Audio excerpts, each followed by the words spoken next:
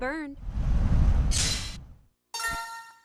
How's it going, everyone? This is Trixx from MR.E Smash, and in this video, we're going to be taking a look at Tilde's Falco. In my opinion, the best Falco in the world right now. So this is a set that happened yesterday at the time of this recording, and this is a grand finals between MR.E and Tilde. MR.E did have the reset versus Tilde, and then we have both of them on loser side, and then Tilde just ends up running over MR.E. And I want to break down kind of how he did it, some of the reads, some of the plays that he made, and just kind of give you guys an in-depth analysis on his playstyle and where Falco is in the meta right now. And just out of respect for the original content, we're not going to be covering every single game. We are only going to be covering the final game of the entire tournament. Also, with regards to everybody's socials and the tournament itself, there's going to be links to everything in the description below, so definitely go and check it out. Drop everybody a follow, Tilde, MR.E, and also VG Bootcamp. And so with that being said, let's get into this. We're going to have Lucina versus Falco. And in my opinion, I've said this for a very long time, people just don't agree. I'm sure to this point they still don't agree, but I do genuinely believe that Falco does at least go even with Lucina. I would say that Lucina can have trouble against Falco if he does play quite slow. He does have the projectile, and he is able to wall her out just as well as she is able to wall him out. But you're gonna see the demonstration put on by Tilde. One of the things I've talked about a lot with Falco is he has to be played very, very slowly until it is time to go fast, kind of like he just did right there with that combo, getting a very quick kill off the top. And also, while we're doing this too, I'm going to be slowing down the video and going back. So let's just take a look to see how that all unfolded quite quickly. Right off the rip, I can say Tilde is already up 2-0 in this reset. So he is kind of feeling himself. There are some reads and things that are happening with some missed in context is based on the entirety of the entire set itself. But one thing that Tilde never really gave up doing was coming down aggressive. Right here, he did get punished once, coming down with that down air, trying to land on top of MR.E here, wasn't able to, but then tries it again, gets parried, and then spot dodges immediately. And just off of that one up tilt, this turns into death. But I want to point out this up air right here. MR.E was definitely looking for a back air, just like anybody else would. You would think a back air is coming right here, so he DIs in. Whether or not Tilde was prepared for this, I'm sure with the experience that he does have, he is kind of under the influence or under the impression that MR.E would be expecting the back air, so he goes for the up air instead. And getting that steeper angle actually gets the kill off the top at 106 after the hit.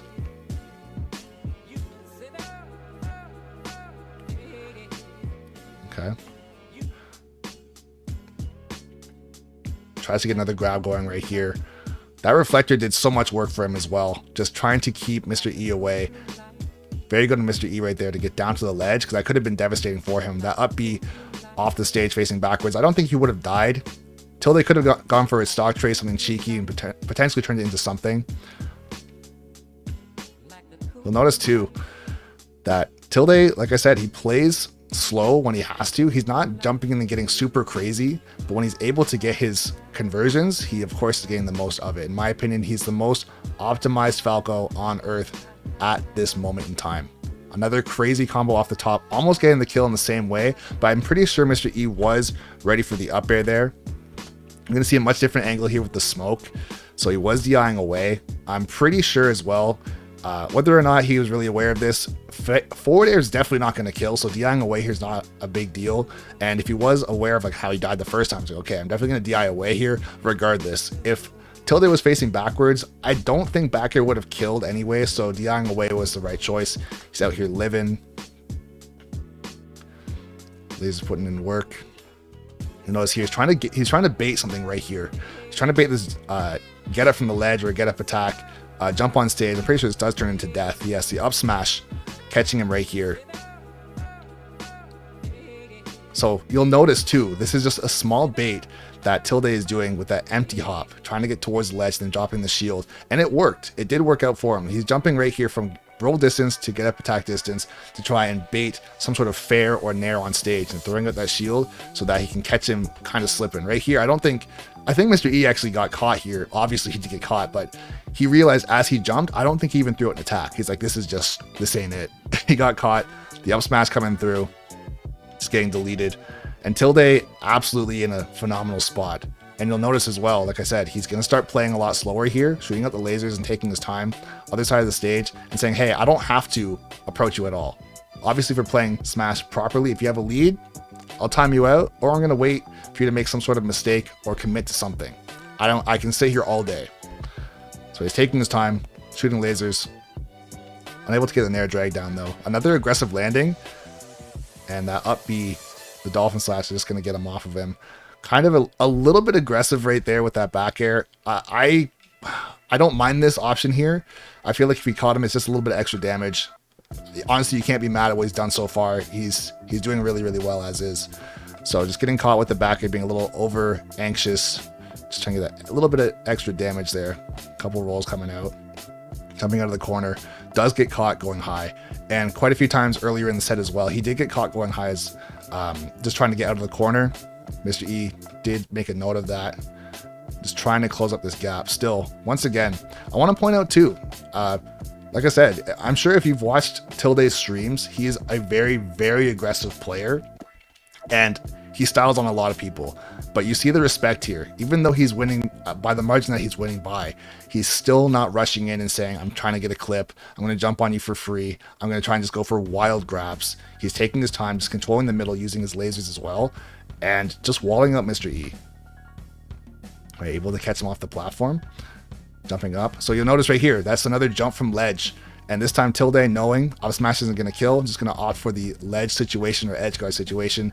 Quick nair to shield, frame 6 off the ground, right? Just going to catch him, forcing him low with the laser. You'll notice quite a few times too, Tilde's going back and resetting back to roll distance, and then walking up slowly and then shielding at get up attack range. Just trying to bait the same thing over and over again. And once again too, he's having success doing this, and until he's proven that this is not going to work, there's no reason to switch it up. Able to get the grab right here. Get the back air, the turnaround, just more damage. You'll notice right here, let's see what we get. Right, go back here to roll distance, walk up. Okay. So this time he said, okay, I've caught you twice off the ledge. Hopefully you're going to adjust, and I'm going to try and catch you with some sort of mix up. He didn't walk up to the get up attack range. Able to get back into neutral here. Let's just see if, hypothetically, if he had stayed there. If he had gone right here, he could have tried to go for like a short hop nair or maybe a full hop fair and caught him. It would have been a little over aggressive, no real need. 100% on Mr. E on his last stock. Tilde at 0 still on his second stock. So he did try and catch the fair a little bit late. Back air is going to catch. Also notice here too, he shoots out these lasers, and I've talked about this millions of times in coaching sessions. When you shoot out a laser like that, you're not trying to hit them. This laser right here is not trying to hit him. If he does hit him, then that's great. But he forces a neutral air dodge, which forces Mr. E low, right? Now he knows, okay, you absolutely have to grab the ledge, or I can try and press you to, let's say, tech against the stage. If we run off stage, we'll go for a back air. You're probably not going to try and spike Lucina. If you happen to do it, then that's great. But if you happen to mess up or you miss your own tech and then make it back, you can die at 0, which is absolute pain. So we're not going to try and do that on purpose. Shoot the lasers, force them low, get the ledge trap. There it was again, right? Back to the roll distance right here, dash up shield, jumping on stage with something, right? This time, Mr. E's kind of shook. He's been caught by this. That would have been the 3rd time, right? He's got him to jump on stage with something. 2 times I think he tried either a nair or a fair. This time he tried to go for like a mix up here and go jump on stage to air dodge to get past either the up smash or potentially a back air, something like that. And just stays back in the corner here, right? So let's just take a look at that one more time, right? So Tilde is definitely in his head, and that's one of those things too. This is what makes top level play so crazy, is the respect from Mr. E towards, not even towards Tilde of course, but towards Falco as a character still. If you look at them on paper, Lucina has the speed advantage, the range advantage, a disjoint, and the weight advantage. Everything. Advantage in every single situation. Of course, he's on the ledge here. I get these at high percent. But even still, he's not trying to impose his will and say, I have a disjoint and you don't, so I don't have to care. Right? He's valuing his life, getting on stage. He air dodged, then shielded, right? Totally just saying, you know what? Come back to the middle. Let's fight. Right? Good nair to shield by Mr. E. Okay. Just trying to get the up tilt. Notice here too.